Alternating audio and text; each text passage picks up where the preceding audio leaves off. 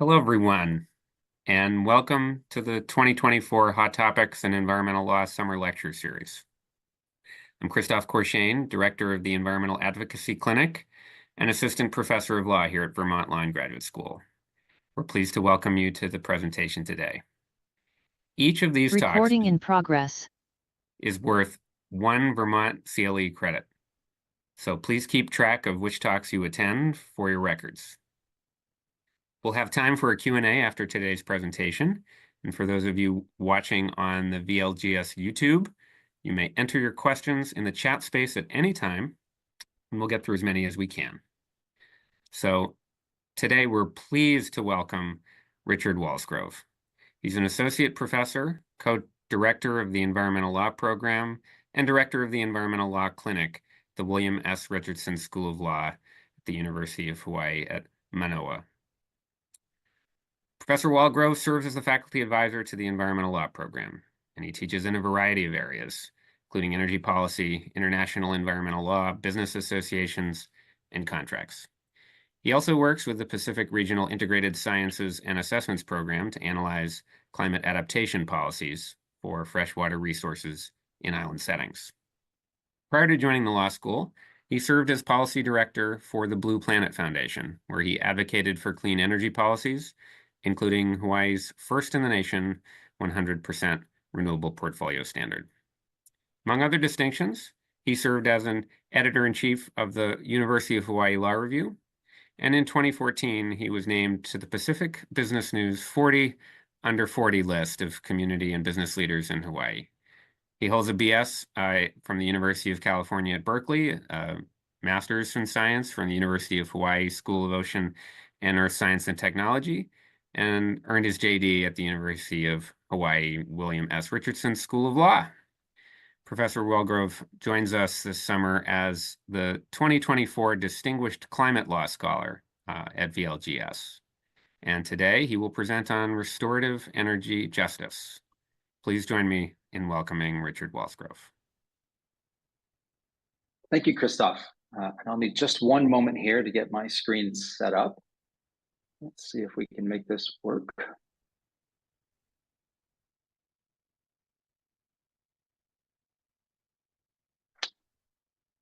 Okay, with any luck, those of you out there in the Zoom world can now see both me and some slides I'd like to share today. Mostly some photos. I hope not to bore you all. And I have to start by saying thank you to everybody here at VLGS. It's absolutely just a stunning place to come and spend some time, and I'm really excited over the course of the next 2 weeks of the people I'll meet, the things I'll learn, and this is a wonderful way to kick it off. In particular, because this topic I'd like to talk about today is something that I workshopped at the Vermont Environmental Law Colloquium a few years ago via Zoom. I didn't get to come in person for that one. But I really appreciate the sort of the boost that opportunity gave me to finish this work out. And I shouldn't say finish, it'll still be a work in progress probably for the rest of my life. And I think that it'll become clear why as we move through it. So with that gratitude to start, why don't we dig into the topic here? I probably don't have to do this for a VLGS audience, but many times I like to start in this topic just by convincing folks that thinking about electric utilities is a valuable thing to do. And for those of us who are energy wonks, we think about them all the time. For the rest of us, there's some data that we think about energy or electric utilities, for a few minutes a year when we get our electricity bill. And there are lots of ways that I can start to sort of maybe penetrate that wall of indifference that many folks have. But one of the ways is to point to this fantastic book that Professor Stokes, Leah Stokes wrote, where she outlined the sort of history of electric utilities in the United States and identified the ways in which they have really exerted enormous political, economic, social, and environmental power, not always for the better. And so in part, the reason here to think about electric utilities is to flip that on its head. And I think in this moment of transition, in the face of the climate crisis, as we are all focused on decarbonizing everywhere we can, what if we were to view electric utilities as an opportunity to take that history, to turn it around and to figure out how electric utilities can become agents of change, and particularly agents of change that both decarbonize in a way that we would view as overall just. So that's my own rationale for trying to dig into what restorative energy justice means. I'll also say, as another way to introduce the topic, an idea that I think many of us are familiar with, is that I'm seeing the words energy justice pop up in the popular media all the time. In Hawaii, this is happening in the context of trying to cite renewable energy projects. As we undergo this kind of once in a lifetime transition away from our traditionally oil-fired electric utility fleet into a renewable fleet, there is a lot of teeth gnashing about exactly where new infrastructure will be sited. And I'm troubled by the use of energy justice in this context a little bit, because I think it's not telling the whole story. If we only talk about justice when we get to citing a project, I feel like we've gone through sort of 90% of the process without thinking about justice principle. But once the project is cited, we've already decided what it will be. We've already decided who will own it, who will operate it, how it'll operate, right? There are all these precursor questions that we are just skipping past, in my view, in Hawaii at least, when we're talking about energy justice. So there you go. There's, I hopefully, some motivation to be interested in energy wonkism for the next 50 minutes or so. If you comb through the literature on the idea of energy justice, you'll find that, like all justice principles, it's gone through this sort of taxonomy soul searching for about 15 years now. There are many different formulations of what energy justice might be. I tend to turn back to some of the early work on environmental justice, when the taxonomy that was developed there. And I found that this three-part, or this triumvirate, as Raphael Heffron and Darren Macaulay called it, is a pretty useful framework to think about energy justice. Distributive justice, the idea of sharing benefits and burdens of our energy decisions. Procedural justice, making sure that all viewpoints are considered when making energy decisions. And then the third piece of the triumvirate, and the piece that Heffron and Macaulay said was underdeveloped in 2018, is restorative energy justice. And their precise words were something like, in the fields of climate law and environmental law, restorative justice has been evaluated. But in the field of energy law, nobody really had taken the time to think of what that means. How about catnip for a law professor or for an energy wonk? Somebody says, hey, what does restorative energy justice mean? And so that's where I started. I said, well, yeah, sure. What is restorative energy justice? And because I work in Hawaii, and because I think Hawaii is a particularly interesting place in this energy transition, in particular, what I've done is I've tried to ask the question of what restorative energy justice might look like in Hawaii. To do that, step one for me, right, being a neophyte in the field of restorative justice, step one is to try to understand what restorative justice is. And I read all I could about how that concept, how it has roots in the sort of criminal law context, or at least actually has roots that predate criminal law as we might think about it. But it first sort of made its way into our modern Western legal systems in the context of criminal law. It didn't stop there. And a number of folks, this is just a small sampling, but a number of folks have been writing about what restorative justice might mean in the context of environmental law more broadly. And I thought, all of these examples and others were really helpful to me to get my head around how you translate these principles out of criminal law context into an energy law context. But the piece that really caught my attention as being most sort of translatable came from Professor Eric Yamamoto, a now retired colleague of mine at the University of Hawaii. He wrote a fantastic article back in 2001 on race and environmental justice. And his thesis essentially was that, these justice principles, when you're trying to think about restorative justice and the environment, they are extraordinarily place-based, they're highly nuanced. It comes down to really what are the needs and desires of any particular community. And when you think about that, you get to understand how both the place and the history of a place can inform environmental law decisions. That seemed useful to me, and I kept reading. So then I went and I read another book that Professor Yamamoto had read, titled Interracial Justice, where he tried to step away from the field of environmental law or some of the other reparative work he's done, and just to think about, generally, is there a framework that will help us to define what restorative justice could mean in a way that even dummies like me can understand. And I am a huge fan of alliteration. Maybe this is why I was drawn to Professor Yamamoto's work. His book taught me the 4 R's of restorative justice. recognition, responsibility, reconstruction, and repair ultimately. He's careful to say this is not a recipe for justice. You just can't go through 4 steps like this blindly and expect that everything is solved at the back end. But I was convinced that it's a useful way to think about restorative justice in any field, because all 4 of these R's can be applied in any field you want. And there you go. That's how I found my kind of entry point into thinking about energy decisions through the lens of restorative justice. The rest of what I want to do today for the next, I don't know, half an hour or so is to go through each of the 4 R's in the context of Hawaii's electricity system, and to do a thought experiment about what it might mean to really abide by these 4 R's. And ultimately, what could it mean for the energy transition going forward? How would it help us to resolve some of those siting problems? How would it help us to answer the questions, the precursor questions that I mentioned? So let's start at the beginning, recognition.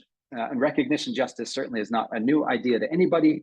In the context of electricity in Hawaii, it took on dimensions that I never would have dreamed of. And I spent basically 2 or 3 summers of my life in the state archives, trying to read everything I could about the history of Hawaii's electric system to understand how we got to where we are today. And the story, I think the story actually starts before 1881 with some of the political maneuvering done by then the King Kalakaua. But I'm going to start in 1881 because that was the date that the first light bulb turned on in Hawaii. There's a common story I'll get to in a moment about how the first light bulbs were turned on at the Royal Palace. Turns out it's not true. They were turned on at a place called Sprecklesville on the island of Maui, which was a sugar plantation. And at the time, I'm sure this seemed like a technological marvel. I mean, even today, electricity to me still feels like a technological marvel when I look at how it's made and how it gets to my laptop in front of me. But this was, such an impressive technological marvel in 1881 on Sprecklesville that the royal family and others would travel to this sugar mill to go see how it worked. And we could paint a picture if we wanted to, and I think quite often this is how the story of electricity is told. We could paint a picture of that really starts with that sort of marveling. Or we could paint a picture that I think is grounded a little bit more in reality, which is why? Why does a sugar plantation on Maui become the first place in Hawaii that installs an electric light bulb? And the answer is it allowed the laborers to work later in the night. And the history of sugar plantations in Hawaii is not a happy one in many respects. It involves some indentured servitude, certainly involves a lot of unfair labor practices. And so I might wonder whether or not the birth of electricity in Hawaii was really a product of that difficult history as opposed to a technological marvel. That's Sprecklesville. The next time you hear about electric lights being turned on, this is where the story usually starts. The story of electricity in Hawaii is actually told proudly in lots of non-wonky circles for the sole reason that Iolani Palace, the royal seat of power in Hawaii, had electricity before the White House. And in fact, I used to tell this story and say that Iolani Palace had electricity before any other sort of seat of government around the world. I told that story in Korea and I was quickly corrected because it turns out about 3 months before Iolani Palace was electrified, Gyeongbok Palace in Korea was electrified. And I suspect the more I tell these stories around the world, the more I will learn about other places that were electrified first. But I still think that Iolani Palace has an interesting story to tell. In part, this is because King Kalakaua had a reputation that was built on the backs of, I would say, one-sided media coverage of the time. This is a picture of him standing at Iolani Palace. If you look carefully on the right, you can actually see a lighting sconce, which back in 1888 must have seemed pretty high tech. The story that's told about King Kalakaua, he's actually got a label. He's called the Merry Monarch. And sometimes that's taken on as a badge of honor. There are still hula festivals and those sorts of things that are named after him. But sometimes it's taken on a little bit of a darker tone. Another way of describing King Kalakaua is the Playboy King.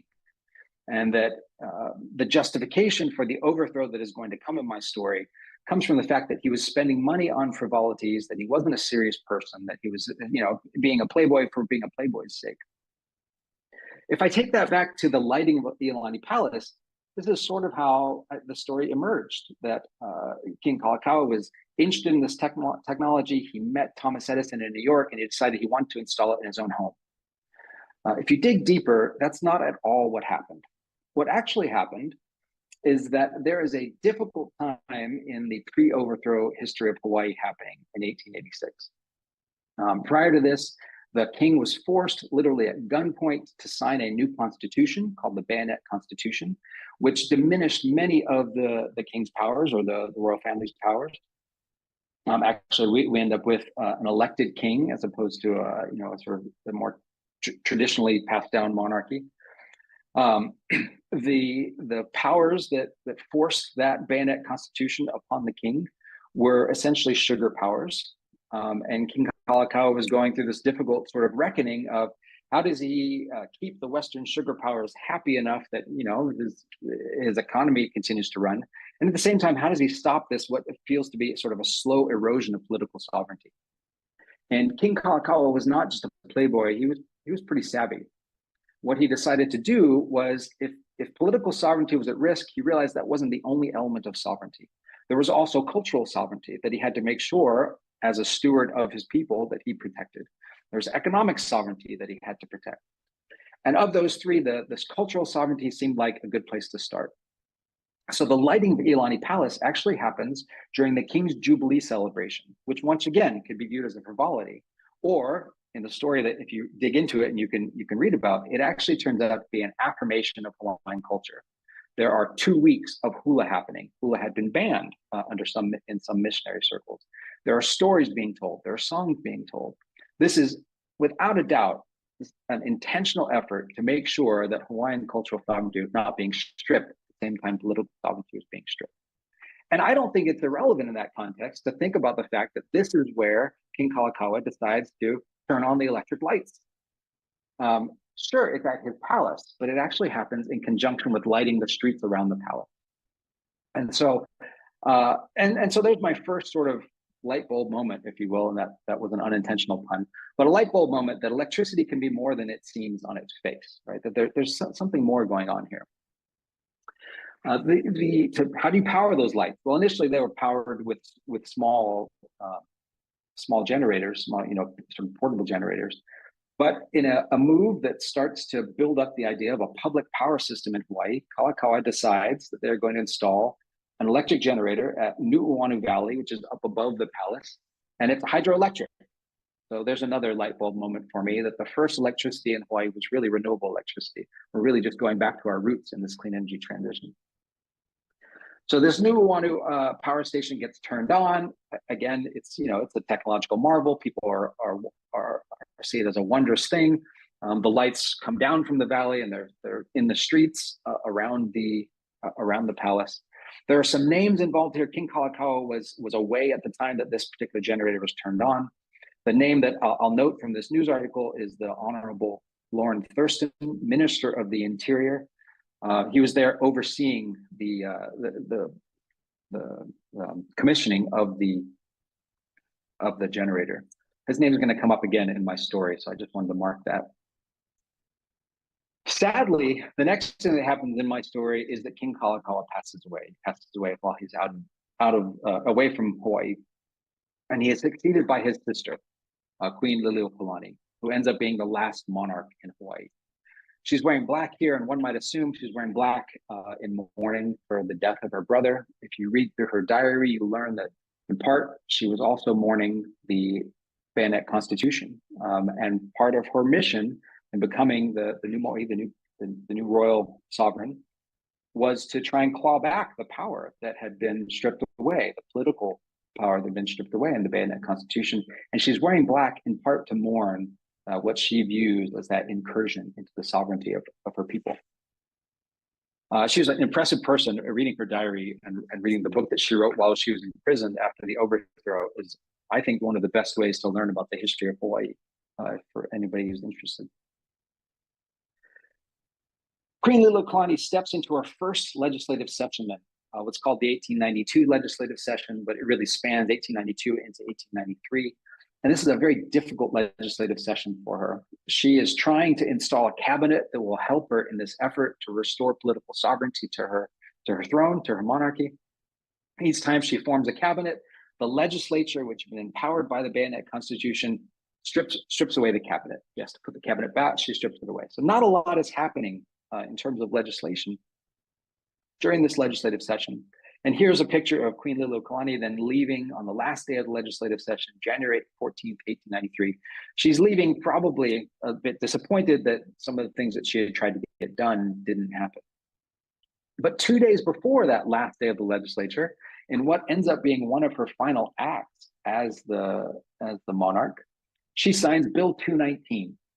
And here's where we get back to energy wonkism. Bill 219 was the creation of an exclusive franchise right to operate an electric utility in Honolulu, all right, where King Kalakaua had started his public power project. Now we have a bill approved by Queen Liliuokalani to set up a private power project. This was a limited right, a limited franchise right. It had a term of only 10 years. All around the world, all around the United States, for sure, similar things are happening. But the idea of the private electric utility is popping up. 2 days before the end of that legislative session, I think this is something she was probably pretty proud of, right? That she is expanding the power system that her brother launched.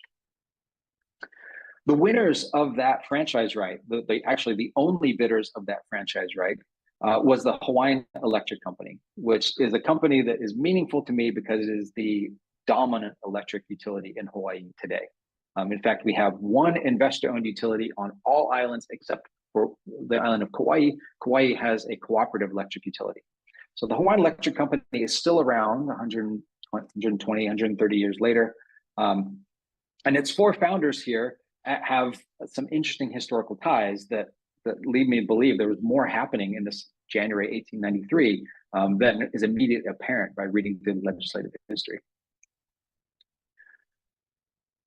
The history of Hawaii is, unfortunately, sort of has this fulcrum point on January 17th of that same year.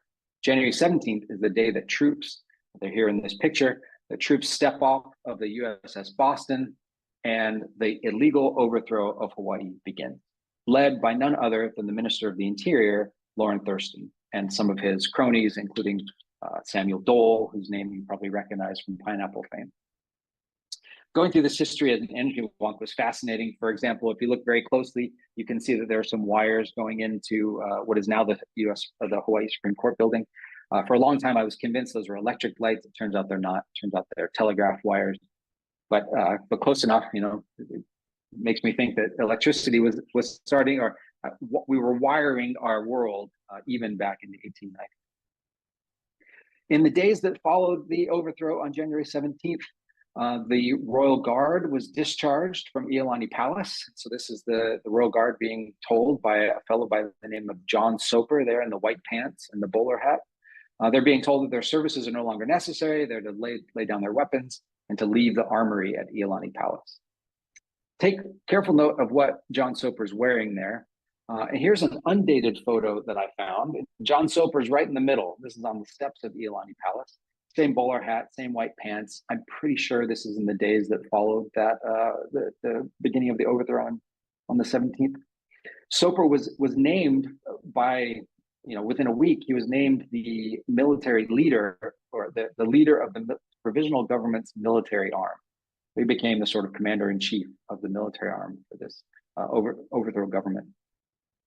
But what I really was fascinated by is that two gentlemen over is a fellow in this picture by the name of William Hall.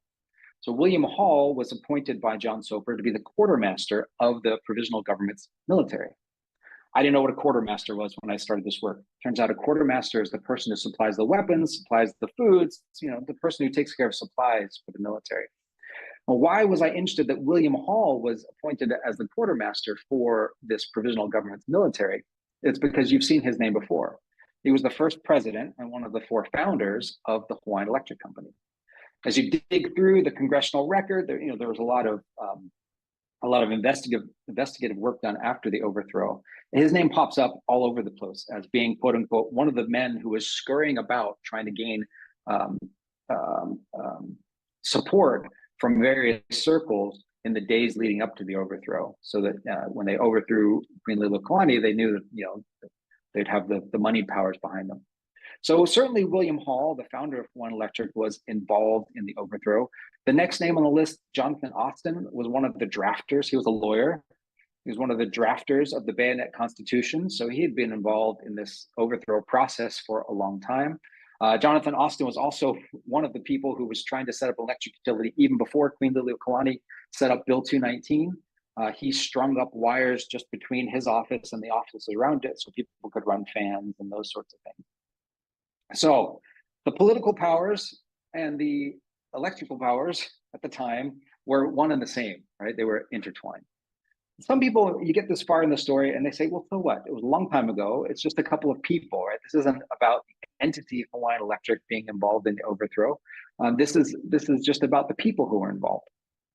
And I can't disagree more, I couldn't be in more vocal opposition to that idea that there's a so what moment here. I think that this is integral to understanding how we got to where we are in Hawaii today in 2024, trying to transition our energy system.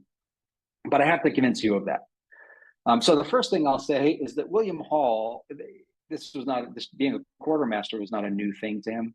William Hall was also the guy who supplied Springfield rifles to the local militia that had pointed their guns at King Kalakaua and forced him to sign the Bayonet Constitution. So William Hall, from the get-go, is somebody who is not interested in respecting the monarchy in Hawaii.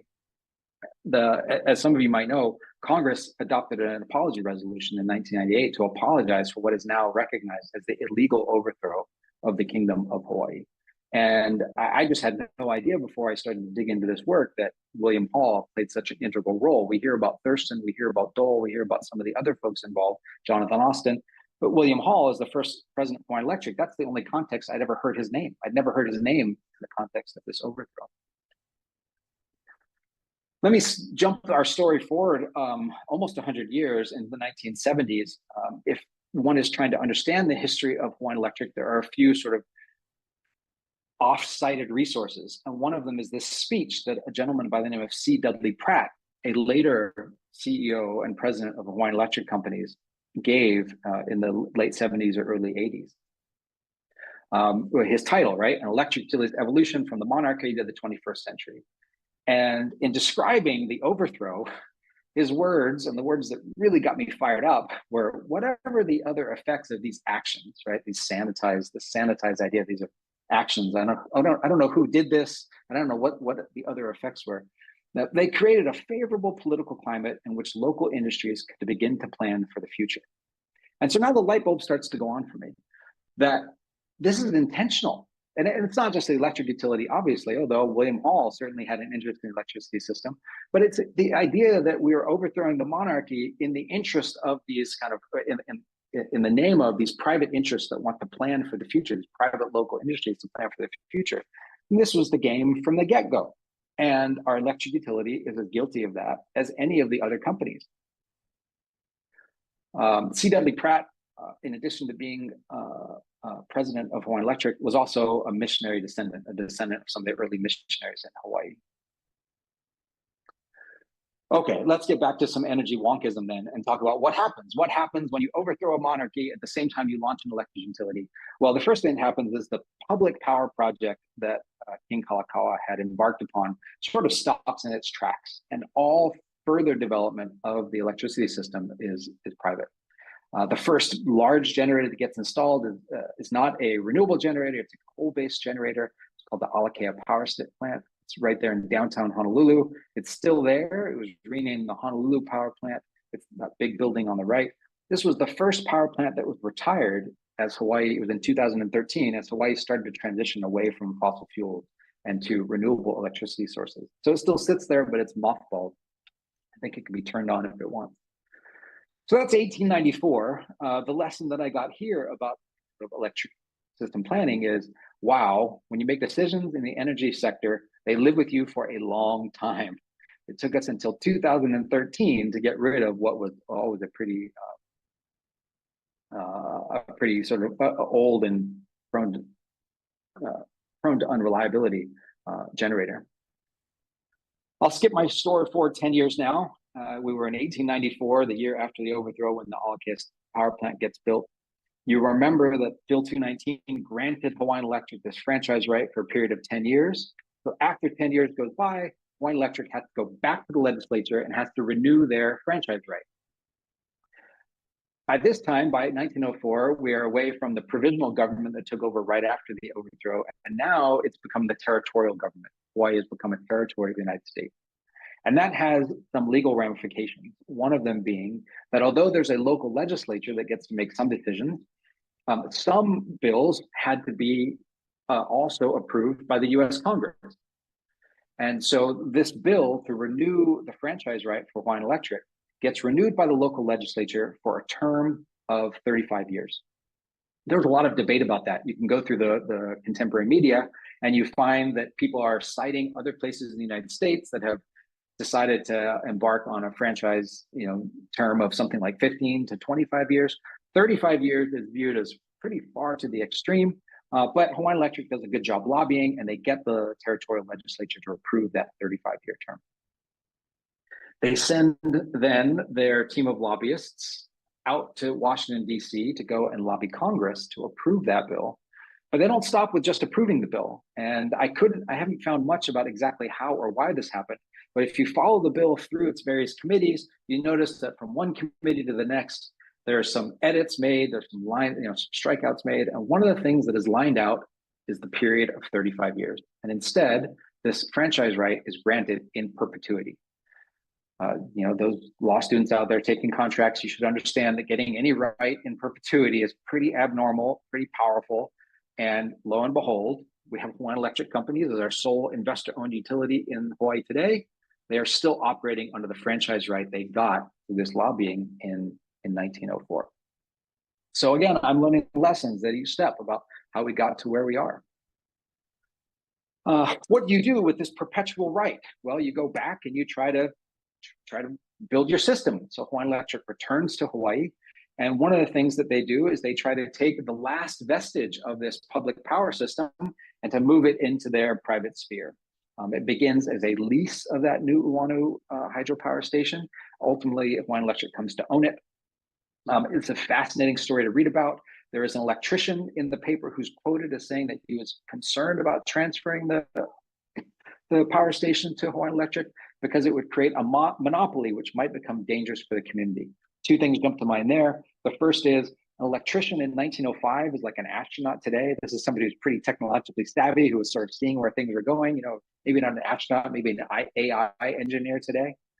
Pretty smart to look ahead and say, wait a minute, do we really want to put all our eggs in this private ownership basket, or should we keep a public power system running in parallel to our private power system? Ultimately, the fears about a monopoly don't change the outcome.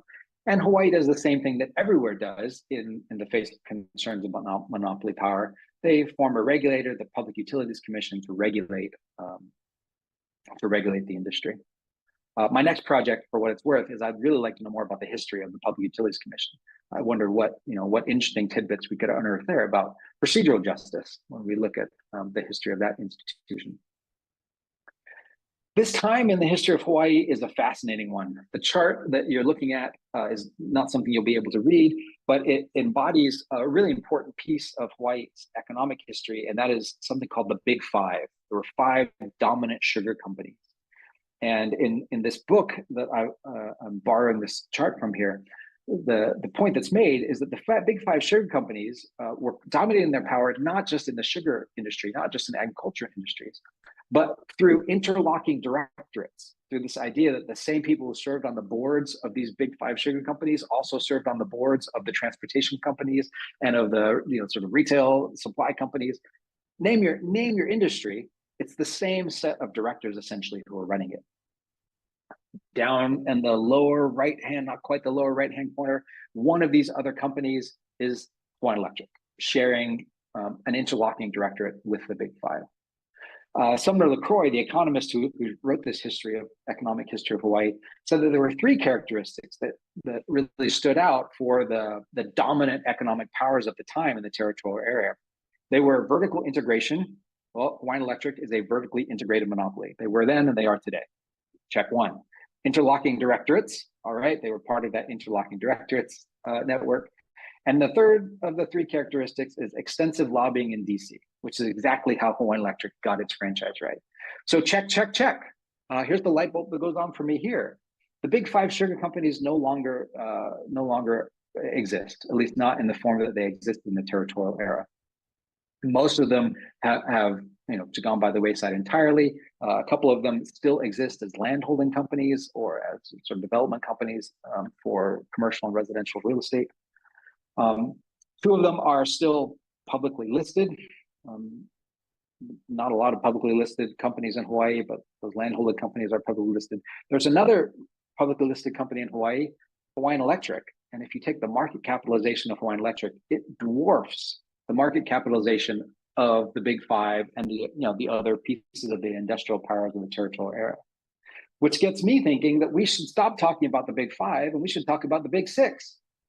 Because if you want to find the most direct vestige of this economic era of Hawaii that lives with us today, who we are all customers of, who sends us recipes once a month in the back of our electricity bill, it's Hawaiian Electric. And in fact, I think it's probably exerting a much bigger force on the current economic and social structures in Hawaii than any of the big five sugar companies still are. Okay, I know there are energy wonks in our midst here because we're at VLGS and this is where people come to become energy wonks. And so this one just tickled me, and so I'll share it with you. We're jumping forward to 1937 now. This is the company newsletter for Hawaiian Electric, and their newsletter is called The Load Builder. There's your business model. We need to build load, right? We are an electric company. We've got this perpetual right. We will be the sole providers of electricity on the island of Oahu, where Honolulu is located. And we've got to figure out how to build load because that's how we make money, right? Load building today is viewed with a little bit of disdain, but back then it was actually what they called the company newsletter. And the advertisements of the time reflected that business model, right? It doesn't matter if you're looking at posters or laundry or escalators, everything is being electrified in this kind of early era, the early 1900s. I'm more interested in the business model is an important piece of it, but I'm really more interested in the infrastructure and how do we get to where we are today and the infrastructure we're trying to transition out and away from. And so I've gone through and tried to look at the history of each of the big pieces of the existing infrastructure. And one of them that jumps off the page is the Waiau power plant. Interesting to me because it's the site of the oldest still operating generating unit on the island in Hawaii.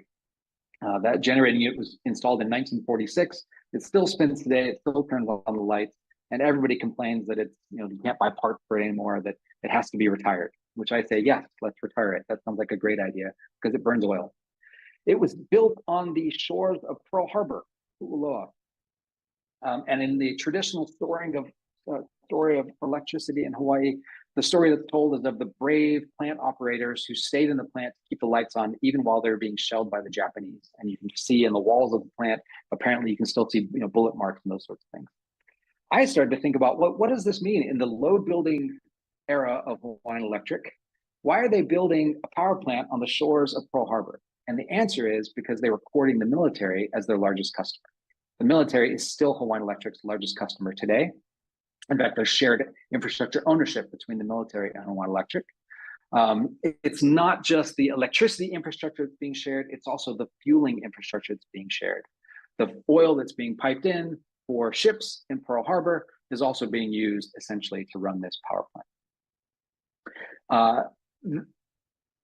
This era of Hawaii is characterized by massive inflows of people and money via the military. So that's where a lot of the load building is coming from. It's also a time of a bit of upheaval. And so during World War II, the Hawaiian Electric employees start to unionize. And there's a big and well-publicized fight between the union and the private ownership of Hawaiian Electric, with the union leaders saying that HECO or Hawaiian Electric was running a quote unquote private gravy train. Sounds just like the same exact allegations are being made today in 2024. And Hiko's response at the time is that their opponents were engaged in pure ignorance, something that I can sort of recall being accused of doing in an integrated resource planning meeting where somebody, an engineer, said, I can't teach you how to be a power systems engineer. Don't be so ignorant. The company asserted at the time that they were balancing the interests they had to, the interests of their investors, their employees, and the public, while they were keeping pace with the demands placed on them during the war by the U.S. military. So this is a picture, I think, of, political acrimony. If you start with the overthrow, it's a picture of militarization. This is not the story that usually gets told for our electric utility. I'm grateful lights turn on, but I think we have to be honest about how the lights get turned on, or why the lights get turned on. And this era gives us a little bit of insight to that. I'm going to skip this picture for a moment. I'm going to make sure we wrap up in about 5 minutes and leave time for any questions. So my story will start to jump forward in bigger and bigger increments here. Let's go from the 30s and 40s to 1964. 1964, Hawaiian Electric decides to list itself on the New York Stock Exchange. And this picture is interesting to me because I always have, when I'm not a historian by training or by any rights, I'm not a historian. So I'm constantly having to remind myself that the world was different at each of these steps. And in 1964, what's interesting to me is that this lei that the president of the New York Stock Exchange is wearing is a beautiful ribbon lei that was built by was created by the spouse of the then CEO of Hawaiian Electric. But why isn't the spouse on the floor giving him the lei? That would be the traditional photo everybody would want. And the answer is because in 1964, women were not allowed on the floor of the New York Stock Exchange, right? Again, light bulb moments for me all the way through this, realizing that things were very, very different at each step along the way. What do you do if you go and list yourself on the New York Stock Exchange? Well, the answer is you raise a ton of capital. And what do you do with that capital? Well, the answer for Hawaiian Electric was you come back to Hawaii and you buy up all of the other utilities that existed.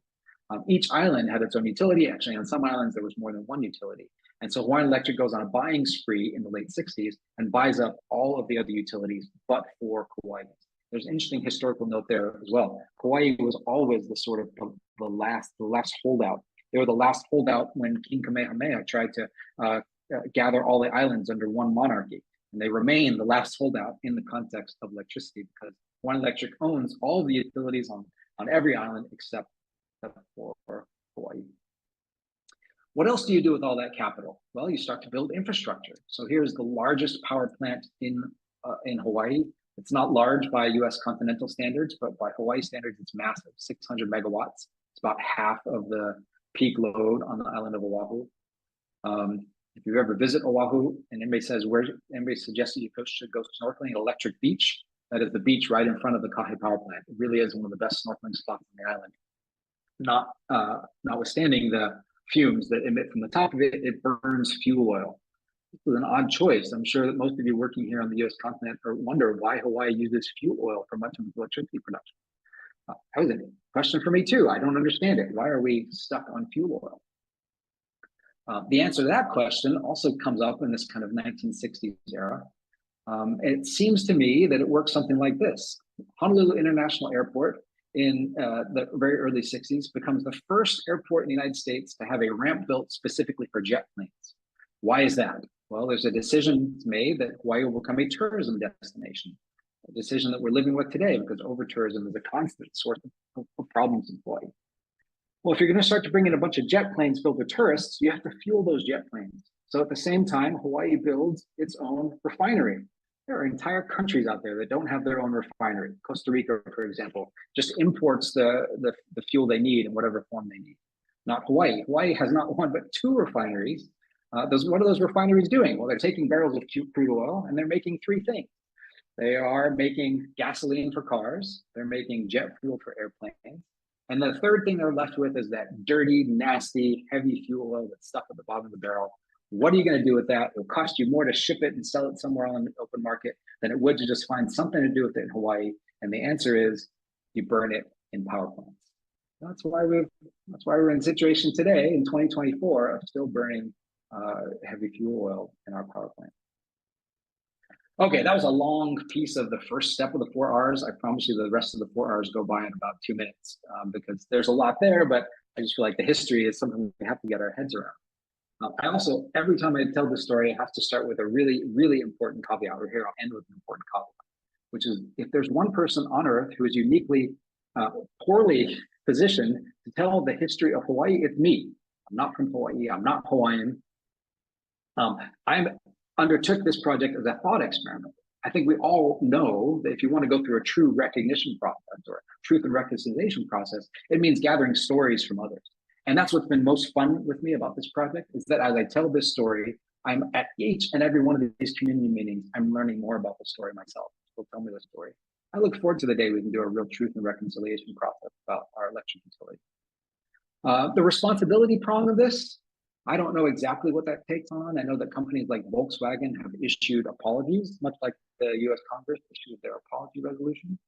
I know that responsibility doesn't look like C. Dudley Pratt comments here, right? Hiding the actor, we all know about how to use the passive voice, and not recognizing that his own company had played an integral role in creating that overthrow. The reconstruction piece of the 4 R's, reconstruction refers not to reconstructing infrastructure necessarily. Professor Yamamoto means reconstructing social institutions, the political institutions that maybe were harmed during some historical process. And so what sort of reconstruction could happen here? I see opportunity. I see opportunity in exactly the same fights that launched this project, right? These fights about where do we site energy infrastructure. Here's an example of a community. This community, there are 3 wind farms on the island of Oahu. 2 of them are sited in this community. The first one they embraced pretty openly. The second one, they said, stop, no more turbines. Aole means no more turbines. Where's the opportunity there for some reconstruction? I see it in 2 places. The first is Native Hawaiian scholars are clear that restorative justice for Native Hawaiians starts with land, or aina. And so this has really important legal ramifications. One of them being that Native Hawaiians have a right of access to undeveloped land for cultural practices. They do not have the same right of access to developed land. So just I asked the question, why are we starting by developing wind farms on undeveloped land? Why greenfield development? Why are we not starting from the perspective of we should maximize energy generation in our urban lands and our developed lands? This would stop the bleeding, essentially, in terms of continuing to take more and more greenfield land away from Native Hawaiians. And there are huge questions about how we do this. I think that economists would be best suited to figure out how we value things like distributed energy resources, community-based energy planning. All of that seems to be undervalued at the moment because it's not being done through this lens of restorative justice. So that's one way in which I think reconstruction can happen. And the second way is the obvious way, ownership of utility. It feels to me a little bit like ownership of utility with stolen. And I wonder if King Kalakaua's public power project has life in 2024. There has been an effort to evaluate public ownership options. Nobody shows up for those meetings. Nobody cares. And I think that's because utility ownership is pretty boring. When you have a protest to stop a wind farm development, hundreds of people show up. Well, what's the difference there? I think the difference is that people understand how the wind farm relates to their own place. And because nobody's telling the story of Hawaiian Electric, I don't think people have the same understanding of how ownership of the utility actually relates back to this place. And so I think that this, just recognizing this history might be a way to inject some life into the debate about public or cooperative ownership options. Our regulators talk all the time about the misalignment between the investor-owned utilities kind of motives and the public's interests. And it seems to me this would be an obvious way to make some progress there. And then lastly, repair. Could all of this possibly start to repair some of the broader social harms at the same time that we are transitioning our energy systems away from this oil-fired system that we built? I think the answer is yes. I don't quite have a map in my head for how that works, but I've seen some examples of how it can work. That Waiau power plant that I pointed to you is a mess. There's a bike path that goes past there. It brings me to tears to ride that bike path because of how dirty it is. The power plant, there's the smell of oil everywhere. The bike path actually is there because it runs over the oil pipeline that runs between some of the infrastructure. Somebody is growing taro. This is a very, very important food to Native Hawaiians. They're growing taro in the same water where there are warning signs you can't swim in it. I don't know what it's polluted. I know there's a spring there, but I don't know what it's polluted with. I have to assume that it comes from some of this kind of energy intensive infrastructure that sits in the same neighborhood. Could we fix just that? Could you just fix that for that community? And the answer is yes. In a project that Hawaiian Electric has helped to fund, students and others and community members are going along the bike path, and they're starting to clean it up. They're starting to plant. They're starting to sort of restore that ecosystem back to where it was. A small, but I think powerful example of exactly how restoration works. There you go, Christoph. That's my story. I think restorative justice has fascinating implications, but they will be place-based everywhere. And one of the things I love about coming to Vermont is I get to learn about Vermont's utility and its history, and I've done the same thing in lots of other places. I hope there are those who will share their stories with me. Thank you, Richard. That was a wonderful presentation, fascinating history. And we do have time for those watching for a couple questions. And I think I'll sort of start off with your sense of the environmental justice community in Hawaii and its engagement in some of these,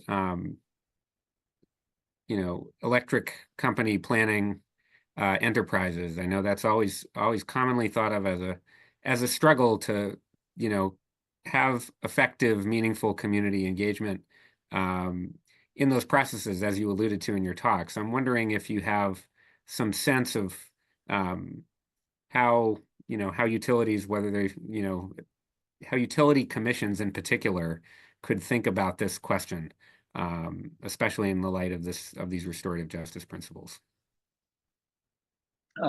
This is quite obviously where all the action is today.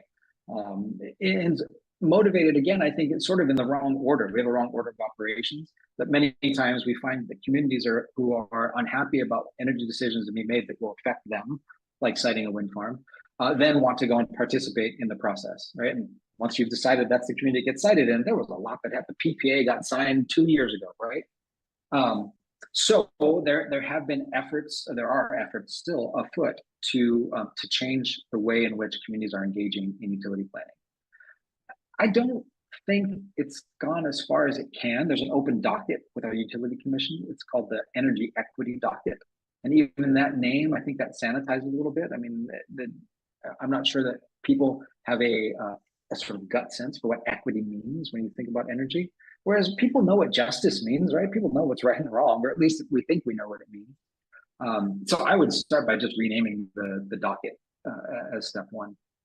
I have not in that docket seen a lot of evidence that these principles, the restorative justice principles, are gaining much traction. But that's, I think that's to be expected, that nobody's ever talked about electric utilities in this way before. I can tell a different story, which I think portends well for the future. And this is a story about a fellow by the name of Uncle Walter. This is how Hawaii works. Once you do enough good work for the community, you're called by one name. Uncle Walter Riddy, is an activist on the island of Molokai. Molokai is a small island, community of 7,000 people.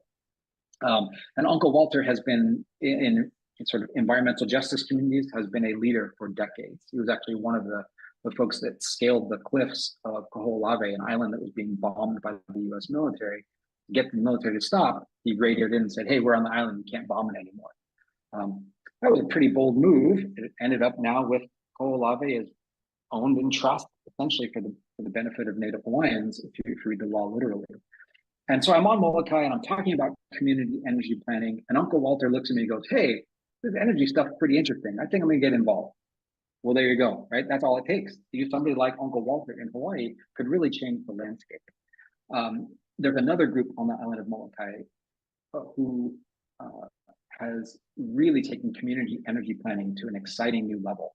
And I think there's some folks working on writing this up now for our legal community. They started with the idea of doing community solar, they started with the idea of doing community energy planning, which turned into the idea of let's do some community solar, which turned into the idea of, hey, we don't have to just stop with community solar. We can electrify the residents who don't have electricity. There are portions of the island that aren't electrified. They've done some fantastic work in sort of parsing out options. And here's the lesson that I think is important. They're not always choosing the lowest price option in $1 per kilowatt hour sense. They are choosing the options that make the most sense for their community, that make the most sense for sort of their needs. They're talking about floating solar, for example, to stop some of the evaporation off of the local reservoir. So in the regulated sense, it's not going so well for stuff. In the unregulated sense, just getting communities more engaging energy, I think we are on an upward trend that's going to have only positive benefits. That's my take. Well, that's actually that's actually a really hopeful place to leave this conversation, and it's a very innovative framework to apply to the energy system. It's certainly, I think, is a meaningful and really illuminating concept to really go back through the history of the utility industry in a given place and really do a deep dive on what it would mean to really reckon with that history going forward. And as you say, it sounds like it will look different in different places, but this was a sort of fascinating case study. So I think we're at time, so we can allow our students to move on to class. But thanks again to Professor Wallsgrove for this fascinating presentation. Reminder to the audience that if you need those credits, just take a note that you watched today's talk. Please share it with others who you might encounter that would benefit from hearing about this talk as well as this series. And so our next talk will take place on Thursday, the same time, same website. Thanks everyone, and have a good day.